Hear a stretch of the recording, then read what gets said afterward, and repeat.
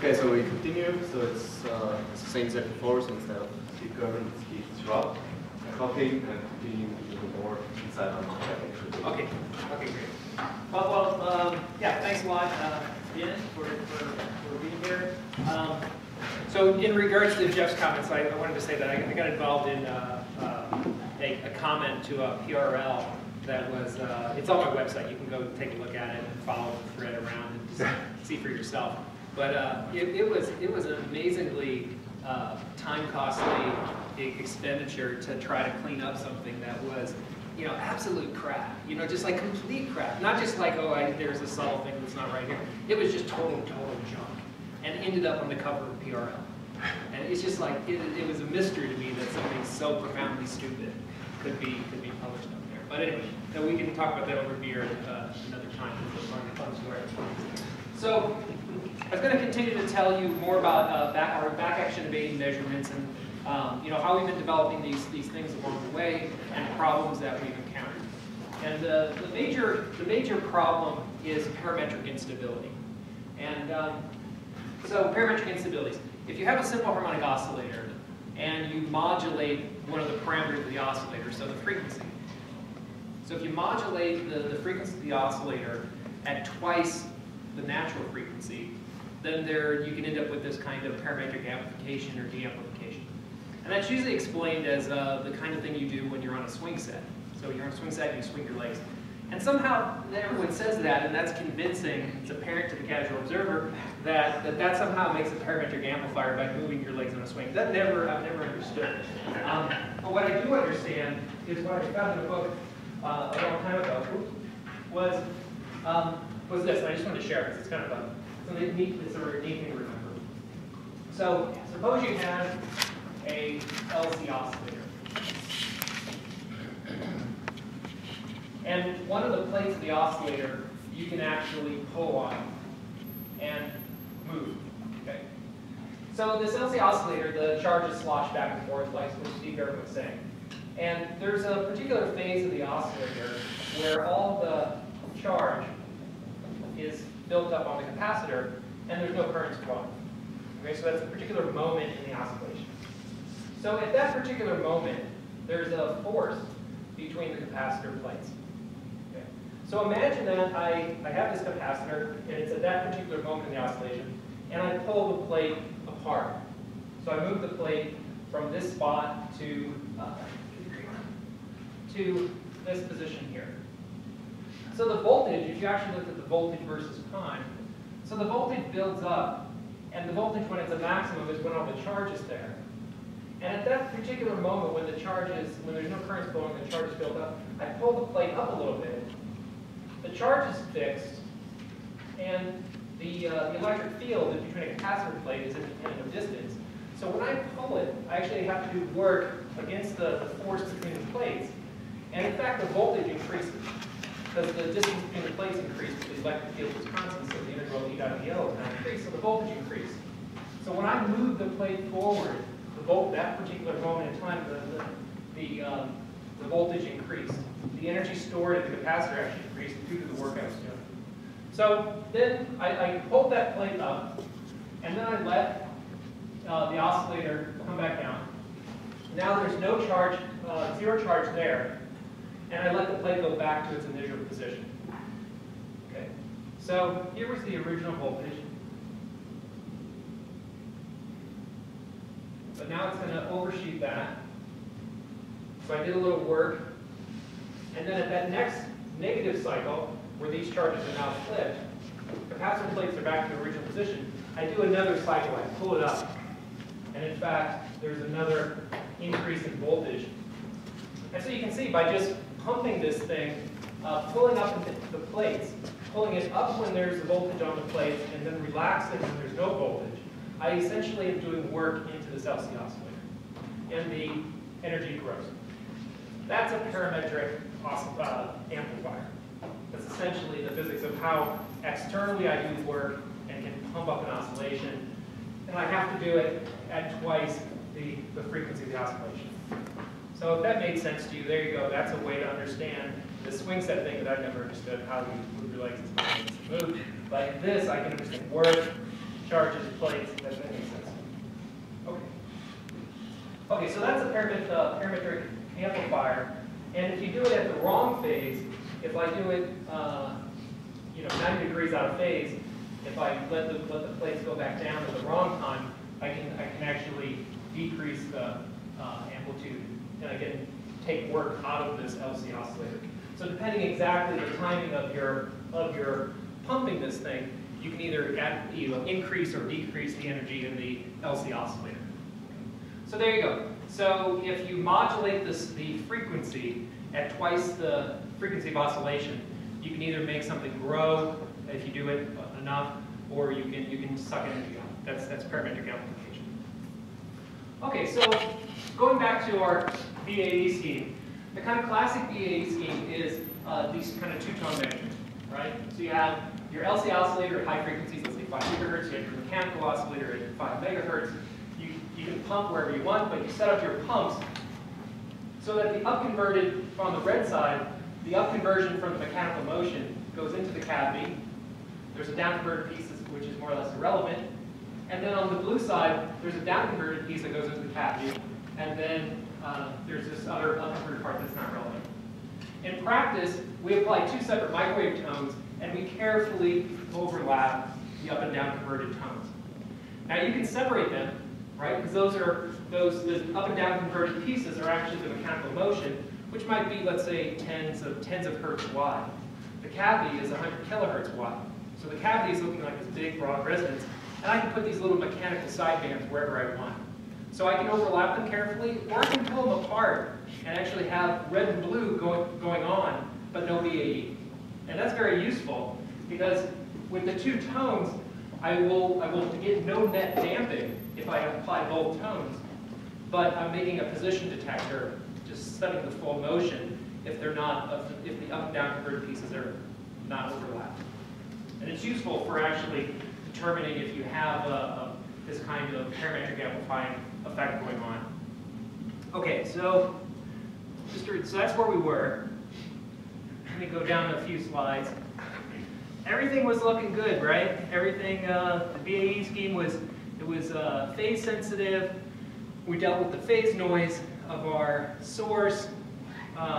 We showed it was back action abating, right? We pumped noise into the cavity. And then we actually started to really turn up the pumps to get some real sensitivity on the single tone. So this is a curve similar to the curve that we published in Nature Physics, which shows a whole bunch of different pump configurations. So you can pump with a single tone red. You can pump with a single tone blue. You can pump with red plus blue but not overlapping. Or you can pump with red and blue and do the overlapping. So that's all the data points here. So the red points are just standard single tone measurement. Eventually, so this is the position resolution versus how many pump photons are in the little microwave resonator. And this is on this axis here is our resolution of either a single quadrature or the full motion normalized by the 0 point level. And if you pump with a single red tone, so everything's looking good, and eventually you start damping the resonator, and you start eventually the sensitivity, your position sensitivity saturates. Okay, that's fine. If you pump, then you go right to the two-tone overlapping. You're like, yeah, this is great. We won't see any damping. We should just keep cruising and get below the 0 point level, just turning up the pump power. And like I said, that's the purple points, dark, the kind of purplish points. And there's something just hugely bad that happens. And you hit like a brick wall where the line, essentially what we see is the line width narrowing dramatically, the mechanical occupation diverges, and eventually you go beyond this point, the amplitude of motion just goes wild. So there's some parametric instability that appears. There's some instability. It became clear that it was a parametric instability by detuning a little bit the red and blue, and that's this line, these black points here, and you don't get to this purple stuff. And in further measurements that we had done, we could get a little bit beyond that and actually show that yeah, we don't see this instability. Okay. So what was going on here in this particular case? It's the role of the nonlinearity in the coupling. Okay. So this is for a capacitor. classic effect. And nanomechanics has come a long way. I'll tease my colleagues here saying that you could get a paper in Nature based on this capacitive spring effect a little over 10 years ago. And the spring effect I'm talking about is if I have a capacitive element and I have a DC voltage on it, right? And one of the elements is a simple harmonic oscillator. So it turns out that there's a softening, a spring constant softening that's caused by Can you use black or? Oh yeah. Great. Thanks. Sure. I got purple.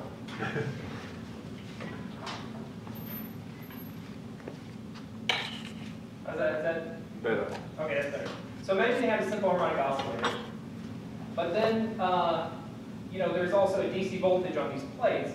So there's some distance where there's electrostatically there's a divergence in the potential energy as these plates get closer. So there's a spring constant that's resisting the plates moving. There's an electrostatic thing when you apply a DC voltage that's saying, hey, they should stick together, right? So when you add these two guys together, the curvature of this one is opposite the curvature of the simple harmonic oscillator. So when you add the two together, you actually get a parabola that's in its place and is slightly broader. And so the frequency of oscillation goes down, right? It just kind of softens. And eventually, if you apply a big enough DC voltage, you pull this thing so far over that you get an effect like that, and then any voltage further than that, the plates snap together. But before you get to snapping, as you apply the DC voltage, you'll pull the plates closer together, and you'll soften the oscillator. So that's an electrostatic spring constant effect. And you can see it in the math from just the force, the derivative of the force between two plates. It's just the second derivative here of the spring constant is just going to be the second derivative of the capacitance. The G, which is the coupling constant for the optomechanical circuit, is the first derivative of the capacitance. So this is the next term out in the expansion of the capacitance, and it ends up causing this spring constant effect. Okay, it goes as V squared. So here's a measurement of that electrostatic spring constant in this kind of optomechanical circuit. So the way this measurement is done is you put your tone red, and you measure where the peak appears for your upconverted mechanical peak, and that tells you that that frequency difference tells you the mechanical frequency. And you can change exactly where you're putting this red tone, and you can scan this peak through the cavity. And if you scan the peak through the cavity, you see this nice optical spring effect. This is what Ash was talking about before. But you also see on the background, as the power goes up, as you go through the cavity, as the red tone gets more and more transmission into the cavity, you also see a trend downward. And that can be easily fit using this kind of spring constant effect. So there's two frequency pullers. There's the electrostatic spring constant, and then there's the cavity pull in here. So when you do two-tone measurement, you have the electric field inside the cavity being modulated at the mechanical frequency. The power is modulating at twice that frequency. And so the power, the average value of V squared, means that the mechanical frequency is being pulled at twice the mechanical frequency. Right? So the fact that the power inside the cavity is being modulated says that the spring constant of the mechanics is being modulated. And eventually, if the spring constant, if the modulation of the mechanical frequency is bigger than its line width, you get a parametric instability. Okay? Just like what I was showing there. Yeah, so that's essentially what was happening, and it has to do with this kind of small nonlinearity in the spring constant. In the coupling here. You normally would have thought they'd be completely irrelevant because it's a very small effect, but you've essentially balanced away the first order damping terms from the red and blue term, right? From the red and blue pump, and all that you're left with is just kind of looking pretty barely at this directly at this second order piece. Okay. So that parametric instability. So is it really a parametric instability? So yeah, we did a bunch of measurements. We never published this stuff, but just to find out what was going on, you could pump red and blue and get this kind of parametric effect happening, carefully adjusting the power to get close to the threshold for the instability. We then could apply another tone, just slightly detuned, that we could measure to actually study the motion, right? So this is telling you the full quadratures of motion. And then you can drive the mechanical device using another source, another lead, and actually study how the mechanical device responds.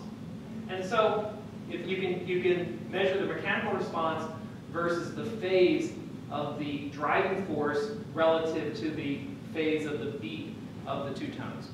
Okay. And in fact, it does classic parametric amplifier stuff where as you get close to threshold, there's a de-amplified quadrature which starts to approach the de-amplification of a half, and then there's an amplified quadrature which really starts to take off.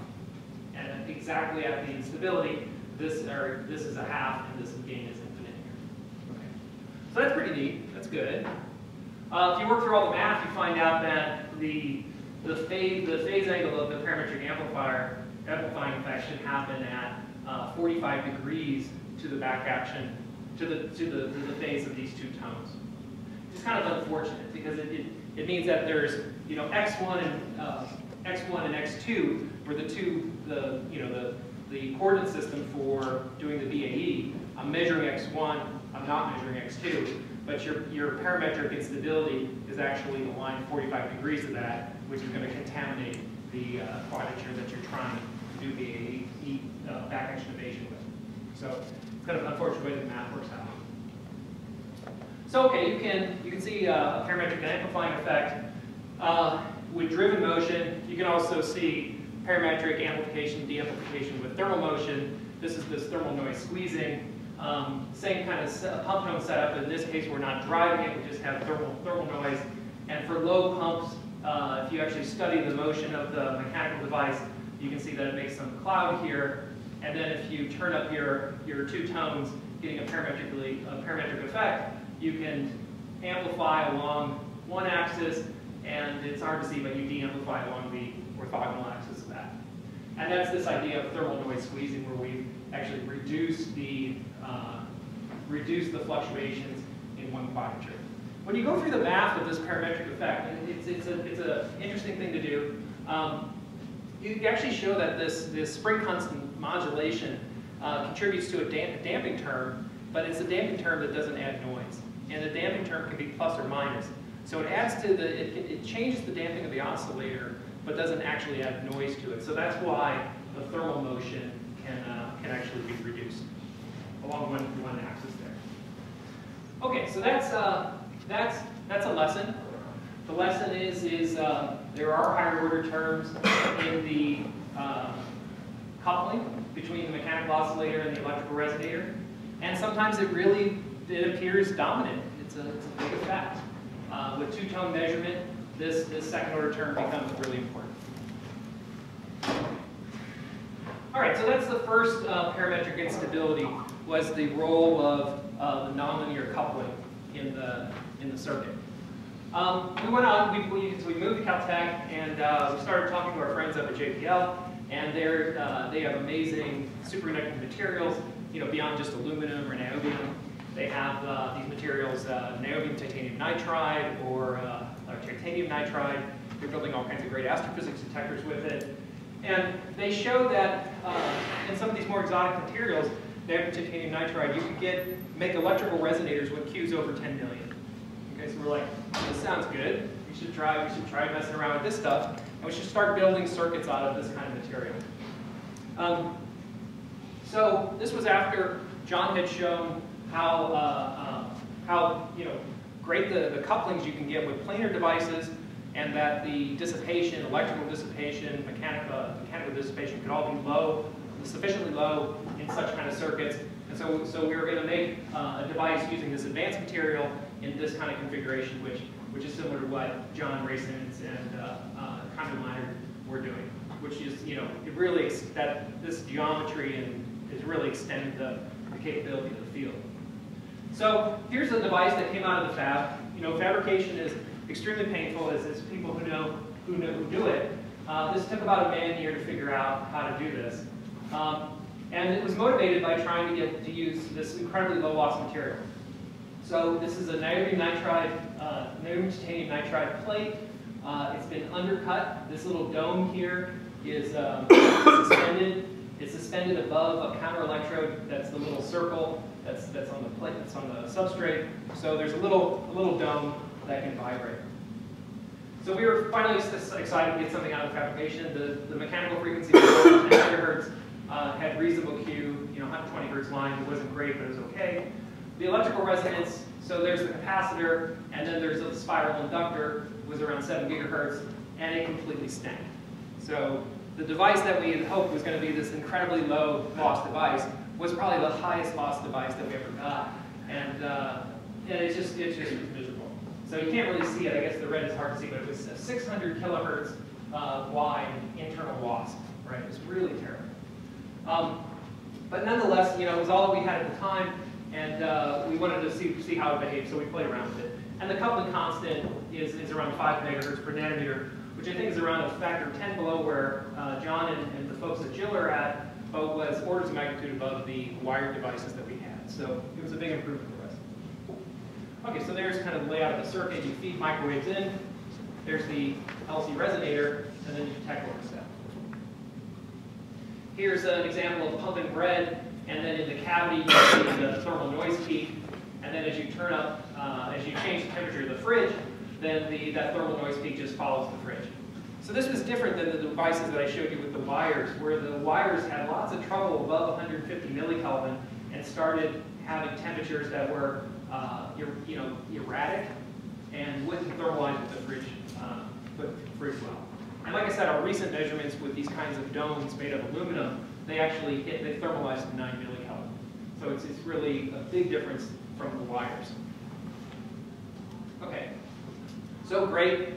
We do the BAE measurements. We set up 2 tones. We can overlap them. We can set up 2 tones and not overlap them. And we see the same problem, unfortunately. So in this case, here's the occupation of the mechanical resonator versus how hard we're pumping. And there's a point where the mechanical resonator just diverges off there. And it very much depends on whether you're in the overlap configuration or the 2 tones that are detuned. Okay. But nonetheless, we could get on imprecision on 1 quadrature down to around 2.5 or 3 from the 0 point level. The experiments that we've done at Cornell with the wires, we got down to around 4 times the 0 point level. So somehow we're always stuck close to the 0 point level and on the wrong side of this. It would be nice if we were on the other side. Because in principle, you should be able to just plow down below it. So what was going on in this device? So there was a huge amount of dissipation in the electrical resonator. And what we started to notice was that the mechanical frequency depended on the power. So here's as you measure the mechanical frequency, it's 10 megahertz, and there's a few hundred hertz shift here as you turn up the power. And notice that this few hundred hertz is about comparable to the line width of the resonator. The line width was 100 hertz or so. Here's a curve which is pretty ubiquitous in all the measurements we do. Over the last more than 10 years of playing around with this kind of stuff, we always see curves like this. Frequency of the mechanics versus temperature. And there's always a line you can fit that looks logarithmic to it. We never can measure it over a big enough range to show that, yeah, it's log, but it fits that. And this is what you expect from standard 2-level system physics. So it turns out if you take a piece of glass, completely disordered material, and you measure the speed of sound in the glass, it will have a logarithmic component to the shift in the speed of sound. Right? There's a dissipation part that comes from 2-level systems, and there's also a renormalization of the speed of sound. Okay? Standard crystal, silicon, whatever, if it's a perfect crystal, there's no change in speed of sound or temperature. All that's long gone at higher temperatures. But for a glass, there is this kind of change. So we get various Qs versus the temperature if we measure it from under a Kelvin down. But the frequency versus temperature is always this kind of curve. Okay. So this is a pretty ubiquitous thing. So it's interesting that you can measure, we tried to measure the temperature of a mechanical oscillator by looking at its frequency. So that's the little crosses. And compare that to the temperature of the mechanical oscillator by measuring its thermal Brownian motion. So the noise peak that appeared in the cavity. And it turned out that those two trapped each other. Right? So we became convinced that, in fact, okay, the device is just heating up. This thing's just getting hot from the power. It's pulling the frequency, and that's apparent both in the noise and also in the frequency. Boring, boring, boring, but there's some interesting lessons in this. For one thing, the temperature of such a small thing, if you actually measure the, if you actually compute what you think the thermal relaxation time would be. And the thermal relaxation time we can estimate from the heat capacity of the phonons in the drum, and then we measured the thermal resistance by looking at those temperature rises versus power. And it turns out that the thermal time constant can be under a nanosecond. So what it means is it's like when you're applying your microwave tones, and you're doing this BAE thing, so the microwaves the power is beating in there, and the temperature of the mechanical device is actually following that high frequency power. So, you know, if somebody shined microwaves on me that had a beat tone at 10 megahertz, I would just see some average power. My temperature would not be tracking 10 megahertz because my heat capacity is like, you know, a day, whatever, my stuff. But but for this small device, it's got a nanosecond heat capacity, right? So it just tracks. And the fact that it can track means that its frequency can pull back and forth. So that's another lesson, is that small things like this have extraordinarily small, fast thermal relaxation times. Don't forget the fact that the temperature can actually follow fast signals. Okay, yeah, so that's essentially the lesson that I wanted to show there. We did this thermal analysis where, you know, we could actually measure the cavity heating up versus the pump power. So here's another non-ideality, is that as you pump harder and harder, you can start to see the cavity get occupied by a few quanta. And this is pretty ubiquitous as well. This is something that we see in our measurements. I think John sees these kinds of things. And ultimately, it's what's limiting a lot of our cooling experiments, right? You notice from the slide that Ash had is that the cooling experiments are not on the quantum back action line. They're off this line, and they're due to the fact that the cavity is getting excited with some quantum. And I'll have a little more to say about this in a second. But by measuring the occupation of the cavity, you can determine its temperature, and we can look at the mechanical device and determine its temperature. We think we know how much heat's going into the electrical device, so we can build a little thermal model. So we published this in Nano Letters just recently, just to kind of show the world, or you know, maybe it'd be useful to some other people thinking about how heat moves through these electrical circuits. And the takeaway, that's one of the takeaway messages, is that if you're working with very high Q oscillators, mechanical or electrical, you know, everything has some temperature dependence to it. And if if you're moving things by more than its line width, you can end up having these parametric instability problems. So low dissipation things, you know, they sound great. I want the lowest, highest Q possible, but that also means that you become more and more sensitive to these slight pullings. Right? So you have to think about that.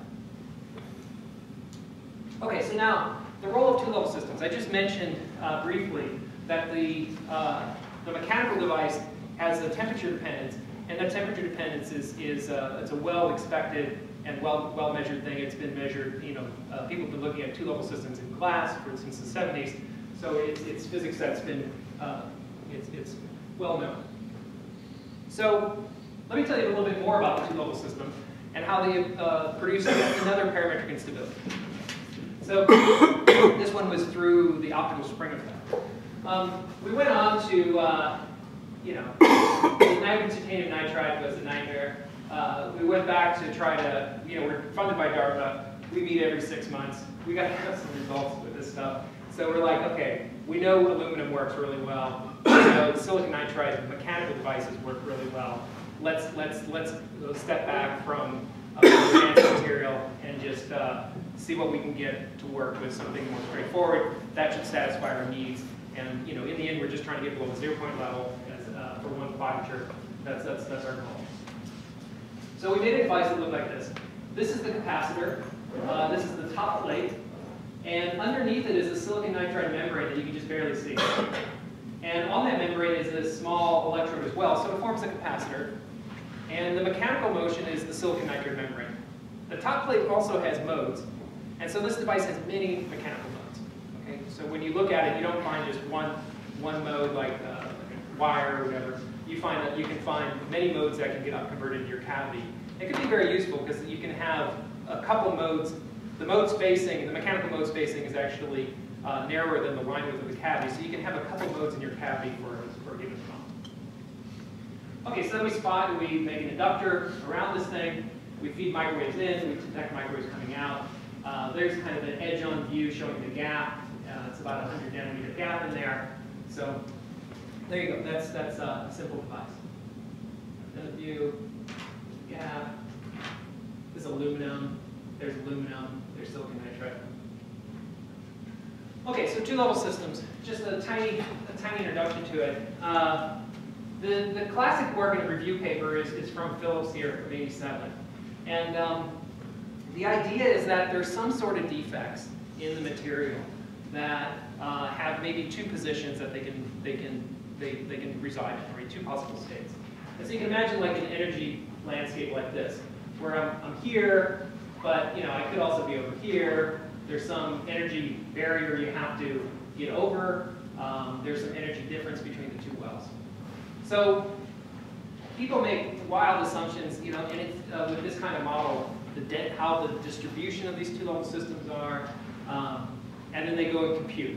And you find out that you can actually calculate, with some reasonable agreement, the speed of sound correction of glass, the mechanical quality factor of glass. So this two-level system model, although it seems super ad hoc, and it's a very unsatisfying thing in a lot of ways, it captures a lot of physics that you observe. There's kind of a renaissance of this kind of thought and thinking due to measurements that have gone on in the superconducting qubit world and also the superconducting detectors.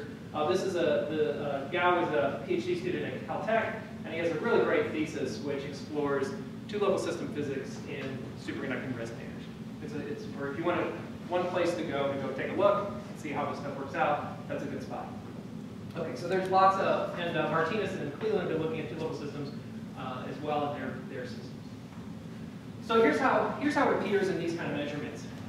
Here's the cavity, so the electrical resonator versus temperature. And so it has a frequency dependence, a temperature dependence, like everything will. If you look close enough, it will have a temperature dependence. This temperature dependence, the gross feature here, is due to the fact that the condensate of the superconductor is actually, the condensate density is 0 at the transition temperature. It's some full value at 0 temperature. So there's some temperature dependence of the condensate number, and that's what's going on here. But then if you look close in, there's also a little dip down, and that's the dip down, all the red points. And this is kind of classic response of a two-level system in the electrical resonators. It's a dielectric that's it's a lossy. The two-level systems can act as a lossy dielectric. And right when h bar omega and kBt are about 1, are equal to each other, then you have this kind of maximum frequency pulling. So this kind of feature here is ubiquitous. You see it in many of the electrical resonators. So it's kilohertz kind of pulling. There's another effect that you can see is that you can look at the line width of the electrical resonator versus how hard you pump, and you'll see that the line width actually narrows as you pump harder. And eventually it saturates when you pump hard enough. And what's going on here is that the microwave photons inside this electrical resonator are exciting these two-level systems, and eventually once the population is equally distributed up and down, then there's no more effect here. This is when you've saturated the two-level system absorbers. All this data is consistent with about 8 nanometers of oxide with a loss angle of 10 to the minus 5, which is typical for kind of a glassy oxide coating our electrical resonator. Right? So there's just 10 nanometers of oxide on these capacitor plates, and that can produce these kind of signals here. Okay. The levels that we've seen and fit in our data are pretty ubiquitous. You see them in almost all the metals, the superconducting metals and aluminum. Here's the cavity shift versus how hard you're pumping. All right, so this is so the math. There's a huge model for this two-level system stuff, and you can go through the math and go through the fitting. And And anyway, you can fit how the cavity shifts its frequency depending on how hard you pump here. Okay. So once again, you can take all these measurements and you can fit them to a reasonable model that's seen in other experiments. You're at least agreeing with other people's bad decisions or good decisions about how they've modeled this stuff. But it's a very common density of two-level systems that we're all talking about. Okay, so where does the instability come in this case? The instability comes from if I have a single tone measurement and I start applying power, I see the frequency shift. Okay, so if you're doing a single tone measurement and your frequency is pulling, why don't you just move your tone? Okay, now that sounds fine for single tone. For double tone, you can't do it. You got to keep them spaced by the mechanical frequency. The mechanical device also, as you pull, with a single tone, if you start increasing your pump, the cavity shifts, but the cavity, you no longer have your tuning just right for your pump tone.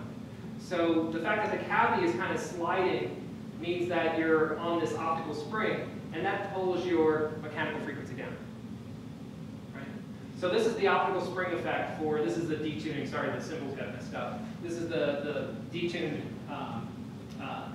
the detuning of your pump, and you essentially, if you're tuned just right, so you're tuned on the red side by omega mechanical, detuned by omega mechanical, then you should have no optical spring effect, and then as you move yourself away from that, then you slide up and down on here, you're going to pull your mechanical frequency. So here's the instability. So if you have two tones and your power inside your cavity is being modulated at twice the mechanical frequency, then your cavity is being pulled back and forth here, and that pulls back and forth your mechanical device, the frequency of your mechanics. And once again, you have another parametric instability. Okay, so we're working on this results. We'll publish something at some point about this, just to clean up the model and the discussion of this. But the point is this: is that the dielectric in your electrical resonator is nonlinear.